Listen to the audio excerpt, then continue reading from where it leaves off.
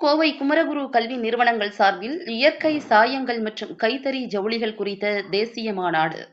இயற்கை சாயங்கள் மற்றும் கைத்தறி துணிகளில் உள்ள புதுமைகள் மற்றும் சவால்களை ஆராயும் நோக்கில் கோவை மாநகரம் சரவணம்பட்டி பகுதியில் செயல்படும் பிரபல குமரகுரு தொழில்நுட்ப கல்லூரியில் இன்று மதியம் 12 மணி அளவில் இயற்கை சாயங்கள் மற்றும் கைத்தறி ஜவுளிகள் குறித்த தேசிய மாநாடு நடைபெற்றது.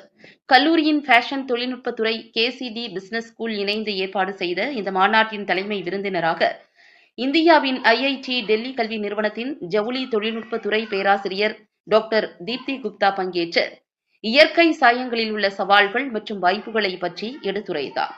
அவர் தொடர்ந்து பேசுகையில் இயற்கை சாயங்களை பெரிய அளவில் ஏற்றுக்கொள்வதை தடுக்கும் முக்கிய சவால்களை பற்றி எடுத்துரைத்தார்.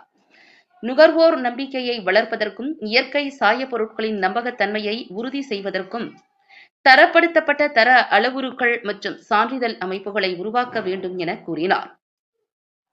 இந்திய அரசின் தர மேம்பாட்டுக்கான தேசிய வாரியத்தின் ஆலோசகர் வேணுகோபால், கொல்கத்தாவில் உள்ள ஜேடி பிர்லா இன்ஸ்டிடியூட்டின் முதல்வர் டாக்டர் தீபாலி சிங்கி, கேசிடியின் ஃபேஷன் டெக்னாலஜி துறை பேராசிரியர் மற்றும் ஏஐசிடிஇ ஐகேஎஸ் திட்ட முதன்மை ஆய்வாளர் டாக்டர் ராமகிருஷ்ணன் மற்றும் கேசிடி பிசினஸ் ஸ்கூல் தலைவர் டாக்டர் மேரி செரியன் இந்த மாநாட்டின் துவக்க நிகழ்வில் உரையாற்றினர். 130 பங்கேற்பாளர்கள் இந்த மாநாட்டில் கலந்து கொண்டனர். இதில் 75 ஆராய்ச்சி சுருக்கங்கள் இடம்பெற்றது.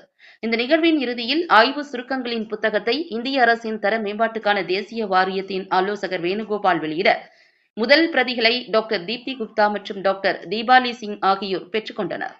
முன்னதாக கேசிடி ஃபேஷன் டெக்னாலஜி துறை தலைவர் டாக்டர் பிரியதர்ஷினி வரவேற்புரையாற்றினார்.